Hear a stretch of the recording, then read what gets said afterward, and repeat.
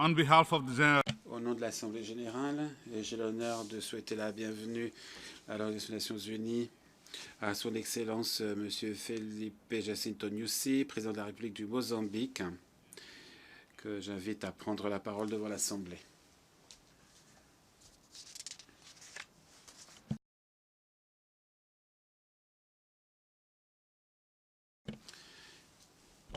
Monsieur le Président, Mesdames et Messieurs les chefs d'État et de gouvernement, Mesdames et Messieurs,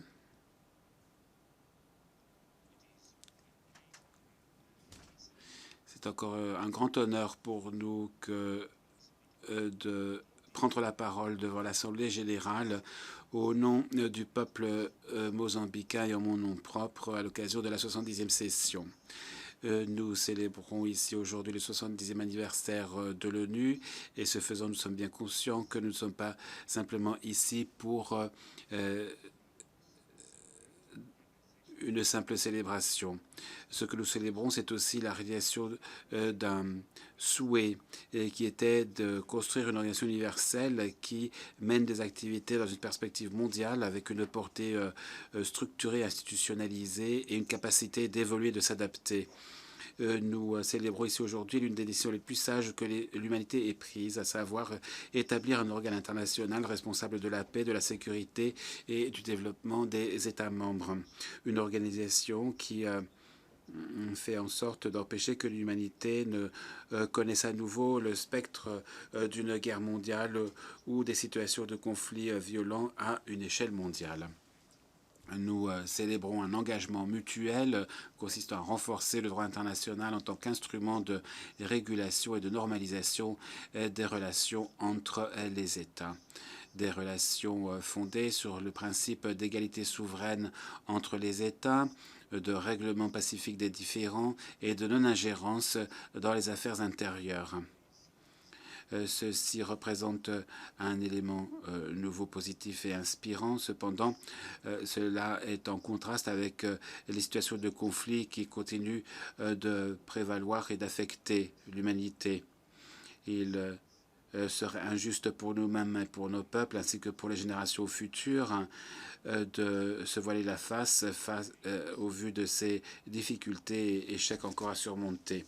L'Organisation des Nations Unies ainsi a échoué dans son devoir de garantir la paix et la sécurité internationale autant que possible. Des enjeux nouveaux et anciens émergent. Des conflits prolifèrent à l'intérieur des États et entre les États, en particulier en Afrique et au Moyen-Orient. Le phénomène du terrorisme se propage et représente une des graves les plus menaces de notre temps. La décolonisation n'est pas encore complètement achevée. Le sous-développement est exacerbé par le problème des réfugiés et des mouvements migratoires illégaux, tout cela doit être encore bien présent. Cependant, ces échecs ne sont pas pour autant considérés comme inéluctables. Il faut y voir des défis qui appellent autre chose que des mots, qui appellent des actions concertées de la part de la communauté internationale. Sans l'Organisation des Nations Unies, le contexte politique, économique et social dans lequel nous nous trouvons serait effectivement pire. Mesdames et Messieurs, la célébration du 70e anniversaire de l'Organisation des Nations Unies sous le slogan un engagement en faveur de l'action est l'occasion de réaffirmer l'engagement que nous avons pris de protéger les générations futures contre la violence de la guerre et de garantir un développement social et économique inclusif dans le contexte d'une liberté entière. Par conséquent, il n'y a qu'une réponse à ces phénomènes et tendances, faire de ce slogan un engagement en faveur de l'action pour que cela devienne des actes concrets, structurés et tangibles. Pour le Mozambique, agir dans le domaine de la paix et de la sécurité internationale veut dire notamment adopter et mettre en œuvre des structures effectives de prévention et de gestion des conflits et notamment conclure une convention contre le terrorisme. Il faut mettre l'accent sur la diplomatie préventive. Cet engagement en faveur de l'action que nous célébrons aujourd'hui devrait aboutir à des forums de dialogue entre les cultures et les civilisations comme outil essentiel pour promouvoir la tolérance, la culture de la paix et un monde à la fois digne et pacifique. Pour ce qui est du développement, nous nous félicitons de l'adoption du programme de développement pour l'après 2015, nouveau cadre mondial de développement qui régira les 15 années à venir. C'est là un programme qui fait suite aux objectifs du millénaire pour le développement et se fonde sur eux, OMD, donc, qui nous ont guidés au cours des 15 années écoulées. Par conséquent, toute mesure que nous prendrons à l'avenir devra aussi prendre en compte les succès déjà remportés, les leçons tirées d'expérience. Comme d'autres pays, je pense, le Mozambique est parvenu à réaliser des progrès remarquables dans la mise en œuvre des objectifs du millénaire pour le développement. Ainsi, l'accès à l'éducation s'est renforcé, de même que l'équilibre entre les sexes dans l'accès à l'éducation primaire, ou encore pour ce qui est de l'objectif fixé en matière de réduction de la mortalité infantile. Mesdames et messieurs, le programme de développement pour l'après 2015 incarne notre ambition collective de transformer le monde d'ici 2030.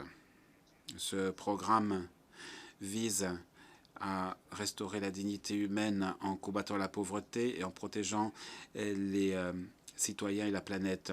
Il représente en particulier la culmination de plusieurs processus de négociation menés au niveau mondial en matière de changement climatique qui occupe à cette heure une place centrale. Le programme de développement pour l'après 2015 s'inscrit parfaitement dans notre programme de gouvernance quinquennale. Ce n'est pas une fin en soi, mais il a pour valeur ajoutée de mettre l'accent sur l'homme. Il est fondé sur ce qu'on appelle les piliers du développement durable, à savoir ses dimensions économiques, sociales et environnementales. Le programme n'est pas une fin en soi, mais notre souhait est que d'ici 2030, nous puissions nous retrouver dans le cadre d'une autre manifestation historique, cette fois pour célébrer la mise en œuvre des objectifs de la vision commune reflétés dans le document Transformer le monde, programme de développement durable pour l'horizon 2030. Pour que cela soit possible, le Mozambique défend notamment l'idée que certaines choses sont à réaliser en premier lieu, à savoir mobiliser les ressources nécessaires pour la mise en œuvre du plan, comprendre la pertinence et l'importance du principe de responsabilité commune mais différenciée, reconnaître l'importance pour les partenaires de respecter leurs engagements pris dans le cadre des objectifs de développement arrêtés au niveau international, reconnaître l'importance des transferts de technologies vers les pays en développement comme facteur catalyseur de la transformation sociale et économique. Et enfin, l'importance d'une aide non assujettie à des conditions et le renforcement des mécanismes de coopération nord-sud, sud-sud, bilatéral et multilatéral à la lumière des principes qui régissent ce domaine, et enfin le respect de l'arrêté national et l'inclusion du contenu local. Mesdames et messieurs, vous le savez sans doute, le Mozambique compte parmi les 50 pays qui ont été retenus par l'Organisation des Nations Unies pour accueillir des consultations nationales. C'est donc là un échantillon de pays qui a contribué à l'élaboration de ce nouvel instrument appelé à guider à l'avenir le programme de développement mondial. C'est un processus qui a été élargi aux secteurs socio-professionnels les plus divers et dont les résultats, à notre grande satisfaction, ont été pris en considération par le secrétaire général dans son rapport. Pour que le programme de développement pour l'après 2015 soit véritablement transformateur et aboutisse, il est également impératif qu'il soit intégré dans les instruments de gouvernance au niveau national. Les indicateurs et cibles doivent être définis de manière claire, de façon à faciliter le processus de suivi et d'évaluation des progrès. Sur ce plan, le Mozambique a déjà pu faire quelque chose puisque nous avons inclus l'approche tripartite du programme de développement pour l'après 2015 dans notre programme quinquennal, lequel définit 5 priorités, à savoir consolidation de l'unité nationale, de la paix, de la souveraineté, mise en valeur du capital humain et social, promotion de l'emploi, de la productivité, de la compétitivité, développement des infrastructures économiques et sociales, et enfin, gestion durable et transparente des ressources naturelles et de l'environnement. Nous redisons ici notre engagement en faveur d'une plus grande capacité de mobilisation des ressources nationales.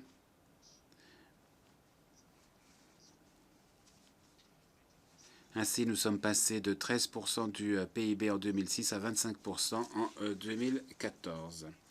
Mesdames et messieurs, le manque d'efficacité de la part de l'ONU pour ce qui est de satisfaire à sa mission est l'une des questions qui nous préoccupent. Il est difficile de comprendre comment les Nations Unies peuvent être un obstacle à la mise en œuvre de leur propre mandat. Ici, nous devrions être réunis pour célébrer l'achèvement de la réforme du Conseil de sécurité, ce qui permettrait d'ouvrir de nouvelles possibilités de promotion d'un monde où les peuples jouissent des droits les plus élémentaires, dont la paix et le développement. À cet égard, la réforme du Conseil de sécurité est l'un des piliers sous-jacents au succès de la mise en œuvre du programme de développement pour l'après 2015 qui ne peut être sous-estimé. Nous devons par conséquent traduire notre volonté consensuelle et renouvelée de réformer le Conseil de sécurité en résultats tangibles. Nous devons aussi tirer parti des conditions créées par la présente session pour insuffler un plus grand dynamisme à ce processus de réforme. La célébration du 70e anniversaire de l'ONU et l'adoption du programme de développement pour l'après 2015 sont quelque peu assombris par une crise sans précédent au niveau international. Et ici, je songe à la crise humanitaire qui découle de cette vague déferlante de réfugiés et de migrants qui n'a pas de parallèle dans l'histoire récente de l'humanité. C'est une situation choquante,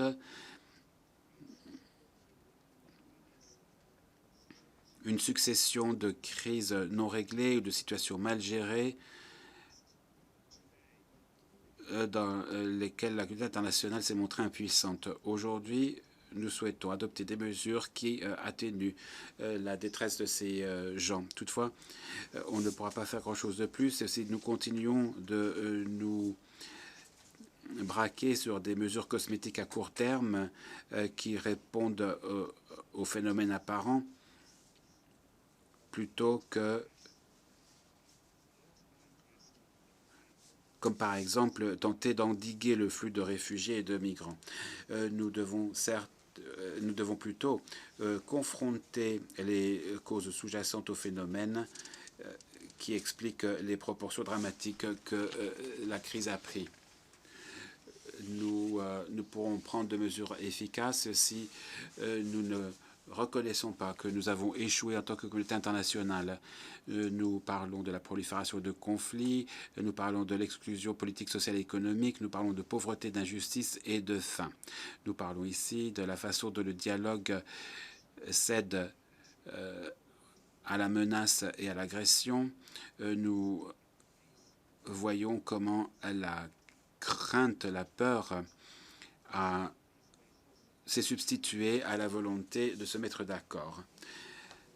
Certaines des mesures susceptibles de régler le problème sont pourtant connues. À cet égard, nous voudrions lancer un appel à tous les dirigeants pour qu'ils redoublent d'efforts de façon à trouver des solutions durables à cette crise humanitaire. Monsieur le Président, nous avons suivi avec un grand intérêt et beaucoup de satisfaction les derniers éléments nouveaux survenus dans la normalisation des relations bilatérales entre les États-Unis d'Amérique et Cuba. Nous continuons d'appeler de nos voeux des mesures visant à mettre un terme à l'embargo économique, commercial et financier contre ce pays sans préjudice des intérêts légitimes de qui que ce soit. Si nous n'appliquons pas notre sagesse à cette situation et si nous ne faisons pas aboutir ces processus politiques, notre mission en tant que communauté internationale ne sera jamais achevée, même si nous remplissons tous les objectifs inscrits au programme de développement pour après 2015. Monsieur le Président, Mesdames et Messieurs, comme vous le savez, le Mozambique était l'un des pays le plus affecté par la présence de mines terrestres. Sachant l'importance qu'il y a des miner pour promouvoir une atmosphère de paix, de sécurité et de développement, le Mozambique est devenu partie à la Convention sur l'interdiction de l'utilisation, du stockage, de la production et du transfert de mines terrestres antipersonnelles et leur destruction, aussi connue sous le nom de Convention d'Ottawa. Dès le départ, nous avons tout fait pour nous acquitter des obligations découlant de la Convention. Et à cet égard, je suis heureux de pouvoir vous annoncer que le Mozambique a terminé son programme de déminage.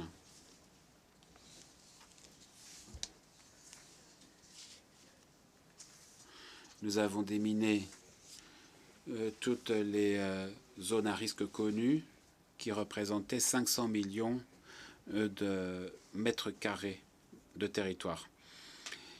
Il aurait été vain de libérer le pays si ensuite nous n'avions pas pu nous déplacer dans le pays ou si nous n'avions pas pu cultiver les terres ou encore développer le tourisme ou exploiter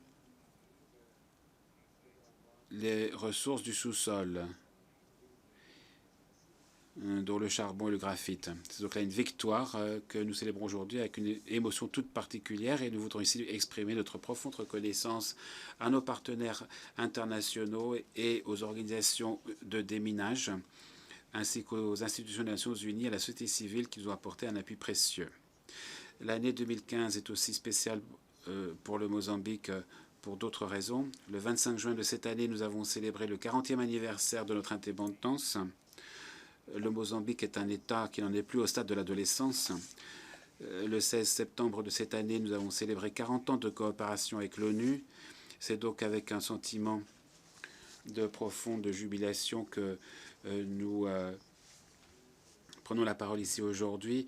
Et les Nations Unies peuvent être, elles aussi, être fières de la stabilité de la croissance du Mozambique.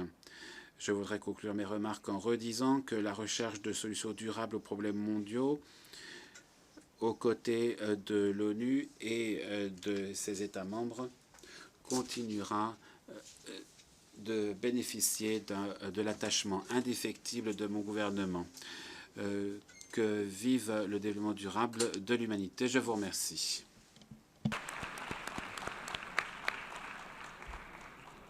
On behalf Au nom de l'Assemblée générale, je souhaite remercier le président de la République de Mozambique de son allocution.